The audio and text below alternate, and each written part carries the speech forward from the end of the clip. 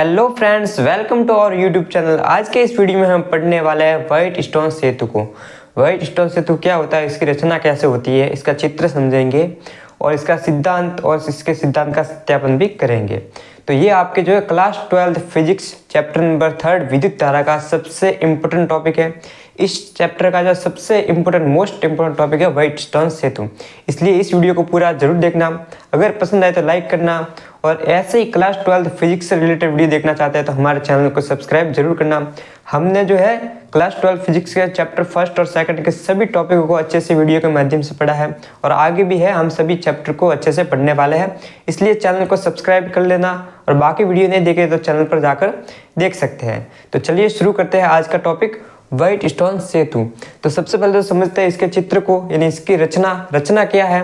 तो देखिए white stone सेतु में क्या होता है, इसमें जो है 4 प्रतिरोध होते हैं। ठीक है, तो व्हाइट स्टोन सेतु में 4 प्रतिरोध में चतुर्भुज की 4 भुजाओं पर लगाया जाता है। यानी कि इसमें 4 प्रतिरोध होते हैं और चतुर्भुज की 4 भुजाओं के समान ये चतुर्भुज है। ठीक है, इसकी 4 भुजाओं पर अलग अलग प्रतिरोध लगाए जाते हैं। जैसे कि हमने यहाँ पर PQRS लगाए हैं। यहाँ पर क्या होता है कि PQR ये तो ज्ञात प्रतिरोध है, इस प्रतिरोध का मान हमें ज्ञात होता है, और S प्रतिरोध है, इसका मान जो हमें ज्ञात नहीं होता, तो इसका मान हमें ज्ञात करना पड़ता है। तो ये जो है यहाँ पर और भी रचना में आप लिख सकते हैं, जैसे कि इसको जो है E सेल से जोड़ा गया है और कुंजी K1 और K2 है, और यहाँ पर A से B के बीच में धारा बह रही है। A पर धारा का 2 भाग हो जाता है, या A से B तक I1 धारा है और A से D तक I2 धारा है। यहाँ से B और D के बीच में यही धारा यहाँ पर आती है, क्योंकि हमें इसके सिद्धांत में क्या करना पड़ता है कि यहाँ पर ये गैल्वेनोमीटर लगा है, इसमें धारा को मापते हैं, तो इसमें विक्षेप 0 आना चाहिए, यानी कि इस वाले भाग में धारा नहीं बहती। तो यहाँ से यहाँ तक धारा बहती है और यहाँ से यहाँ तक धारा बहती है, और यहाँ पर जो है K1 कुंजी है। ठीक है, तो ये इसकी रचना हो गई। अब इसका सिद्धांत समझते हैं, यानी थ्योरी क्या है, किस सिद्धांत पर ये काम करता है। तो देखिए R के मान इस प्रकार परिवर्तित किया जाता है, यानी कि यहाँ पर इसका मान तो फिक्स होता है, लेकिन इसके मान को हम परिवर्तित कर सकते हैं। इसके मान को परिवर्तित करेंगे तो क्या होगा कि इसमें धारा में गैल्वेनोमीटर में जो विक्षेप है वो नहीं आएगा। इसके मान को इस प्रकार से परिवर्तित करते हैं। ठीक है, कि गैल्वेनोमीटर में धारा का मान 0 हो जाता है। यहाँ पे पहले धारा आ रही थी, हमें इस प्रकार R प्रतिरोध में व्यवस्थित किया कि यहाँ पर धारा का मान 0 हो गया, यानी इसके गैल्वेनोमीटर में विक्षेप 0 आता है। तो इस स्थिति में ब्रिज की संतुलन अवस्था में होता है, यानी कि ये जो स्थिति होगी गैल्वेनोमीटर में विक्षेप 0 आएगा, इसे क्या कहते हैं, संतुलन की स्थिति। और इस स्थिति में क्या होता है कि प्रतिरोध P और Q दोनों का अनुपात बराबर होता है प्रतिरोध R और S, यानी P/Q बराबर R/S होगा।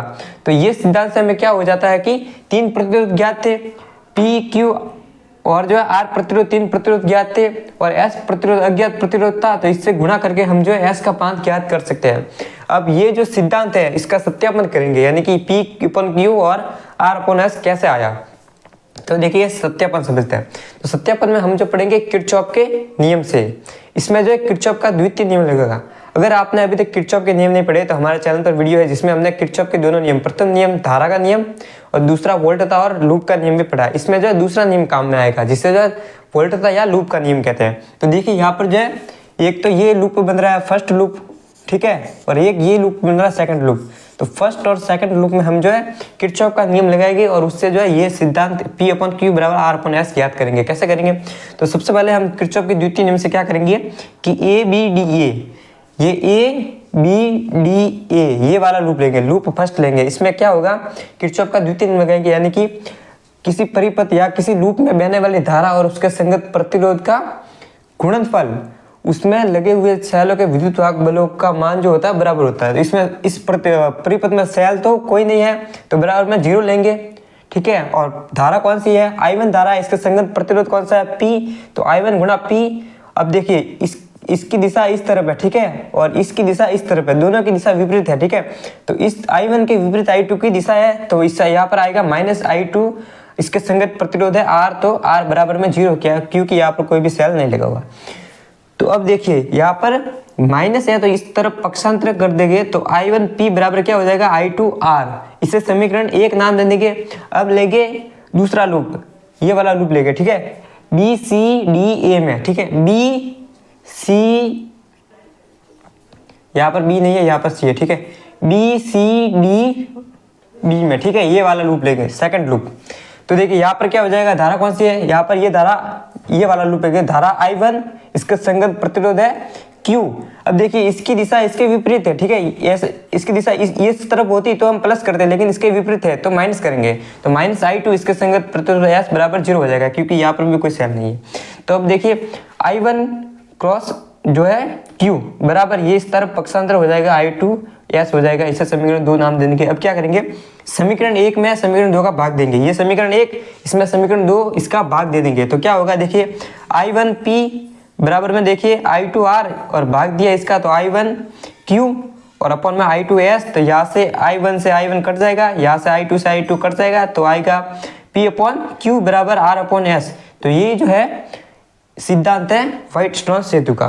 तो आई होप आपको व्हाइट-स्टोन सेतु क्या होता है अच्छे से समझ में आ गया होगा।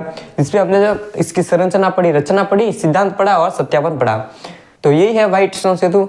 तो आई होप आपको वीडियो पसंद आएगा। अगर वीडियो पसंद है तो वीडियो को लाइक कीजिए और क्लास 12 फिजिक्स से रिलेटेड और इंपॉर्टेंट वीडियो देखना चाहते हैं तो चैनल को सब्सक्राइब भी जरूर करें।